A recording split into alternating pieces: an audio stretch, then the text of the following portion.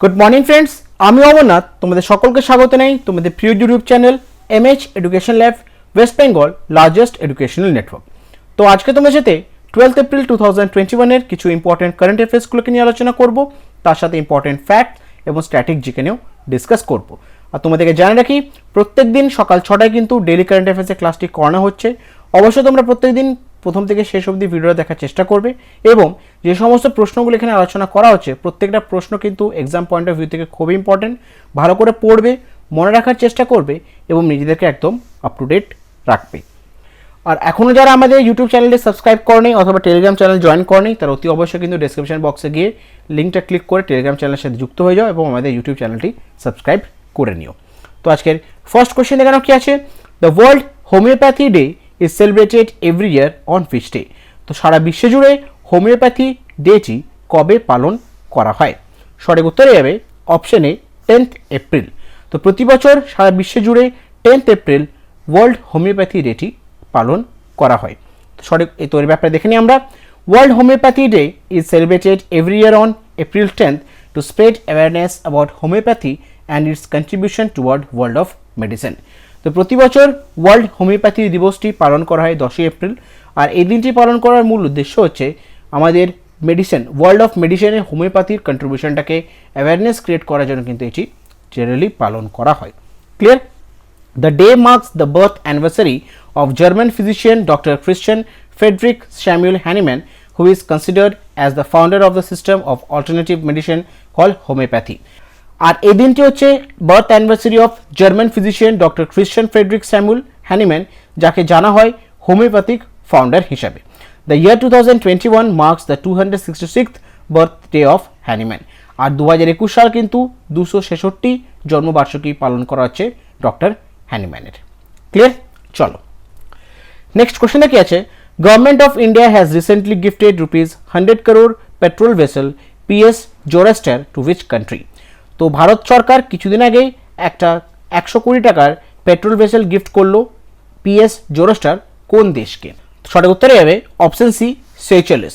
তো ভারত সরকার কিছুদিন আগেই সেচেলেসকে প্রায় 100 কোটি টাকার একটা পেট্রোল ভেসেল, যেটির নাম হচ্ছে পিএস জোরাস্টার, সেটাকে গিফট করেছে।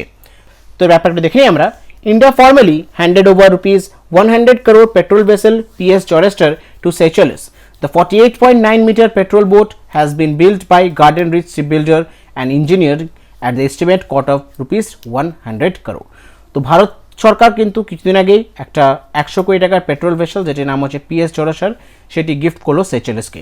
আর এই শিপটি প্রায় 48.9 মিটার একটা লম্বা পেট্রোল বোট, যেটি তৈরি করেছে গার্ডেন রিচ শিপ বিল্ডার এবং ইঞ্জিনিয়ারিং। প্রায় 100 কোটি টাকা খরচা হয়েছে এইটা তৈরি করার পিছনে।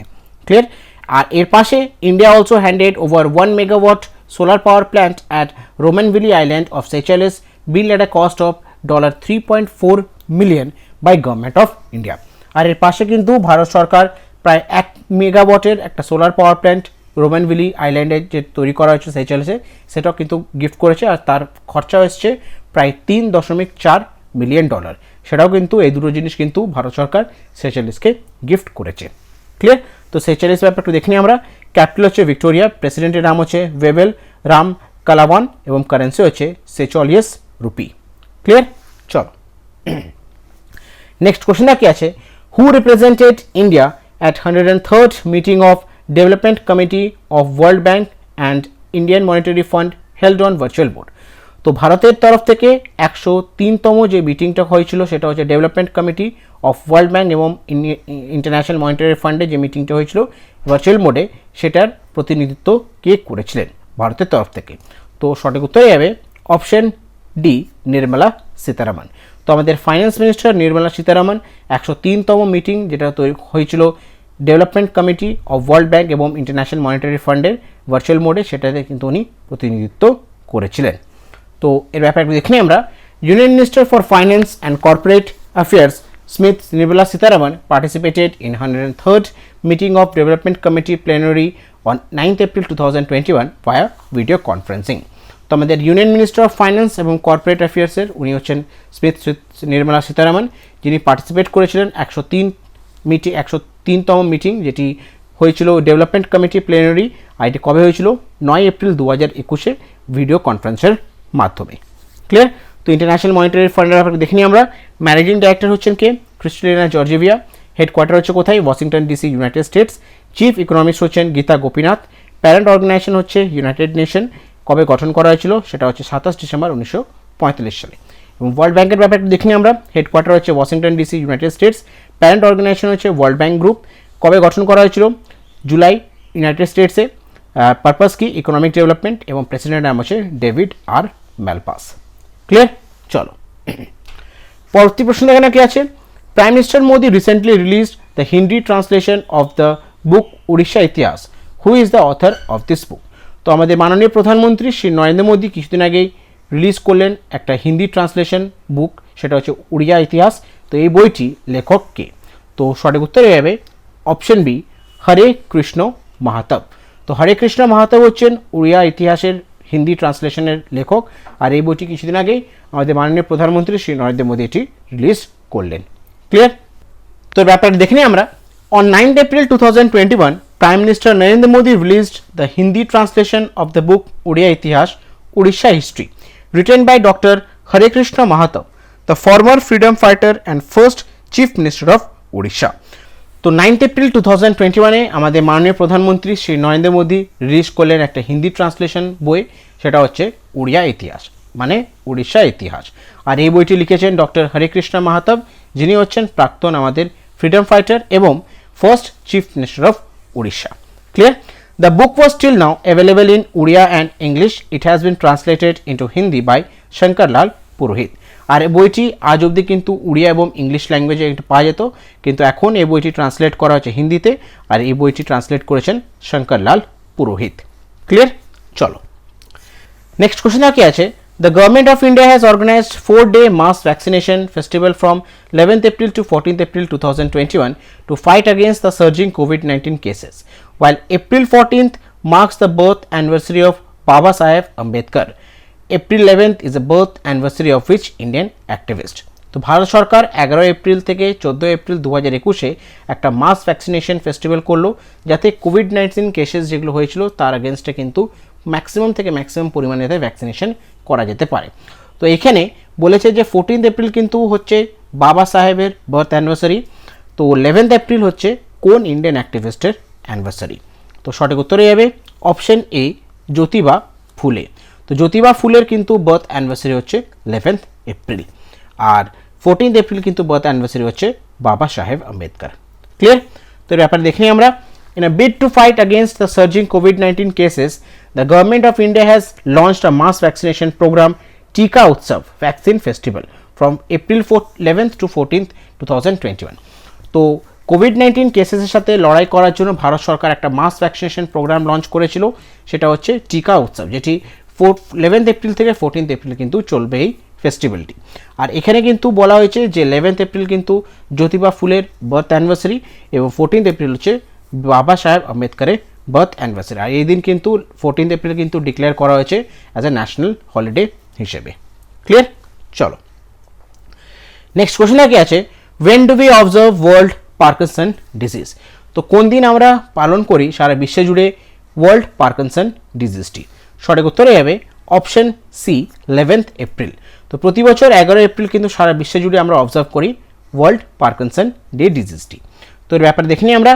Every year, 11th April is observed as World Parkinson Day to raise awareness of Parkinson disease, which is a progressive nervous system disorder. The day marked the birth anniversary of Dr. James Parkinson. তো প্রতি বছর 11 April কিন্তু সারা বিশ্ব জুড়ে আমরা পালন করি world Parkinson disease ডেটি। আর এই দিনটি পালন করার মূল উদ্দেশ্য হচ্ছে পার্কিনসন ডিজিজ হচ্ছে একটা নার্ভাস সিস্টেম ডিসঅর্ডার, যার অ্যাওয়ারনেস ক্রিয়েট করার জন্য কিন্তু এই দিনটি জেনারেলি পালন করা হয়। আর এই দিনের উপলক্ষ হচ্ছে, এই দিনের হচ্ছে বার্থ অ্যানিভার্সারি, সেটা হচ্ছে ডক্টর জেমস পার্কিনসন। ক্লিয়ার? চলো নেক্সট কোশ্চেনটা কি আছে? India has recently agreed two institute a strategic partnership on water with which country? তো ভারত কিছুদিন আগে একটা এগ্রিমেন্ট করেছে স্ট্র্যাটেজিক পার্টনারশিপ অন ওয়াটার, কোন দেশের সাথে? সঠিক উত্তর হবে অপশন বি, নেদারল্যান্ড। তো নেদারল্যান্ডের প্রাইম মিনিস্টার মার্ক রুটের সাথে ভারতের প্রাইম মিনিস্টার নরেন্দ্র মোদী তার একটা স্ট্র্যাটেজিক পার্টনারশিপ করেছে, সেটা হচ্ছে স্ট্র্যাটেজিক পার্টনারশিপ অন ওয়াটার। তো এর ব্যাপারে দেখে নিই আমরা। During the Indian-Netherlands Virtual Summit, the two countries agreed to institute a strategic partnership on water to further deepen into the Indo-Dutch cooperation in water-related sector and upgrading the joint working group of water to the ministerial level. তো India নেদারল্যান্ডের virtual summit দিনে দুটো দেশের কিন্তু যারা প্রধানমন্ত্রী তারা কিন্তু একটা এগ্রিমেন্ট করেছে যে দুটো দেশের মধ্যে তারা পার্টনারশিপ করেছে, স্ট্র্যাটেজিক পার্টনারশিপ অন ওয়াটার, যাতে দুটো দেশের ওয়াটার রিলেটেড সেক্টরটাকে আরও মজবুত করা যায়। ক্লিয়ার?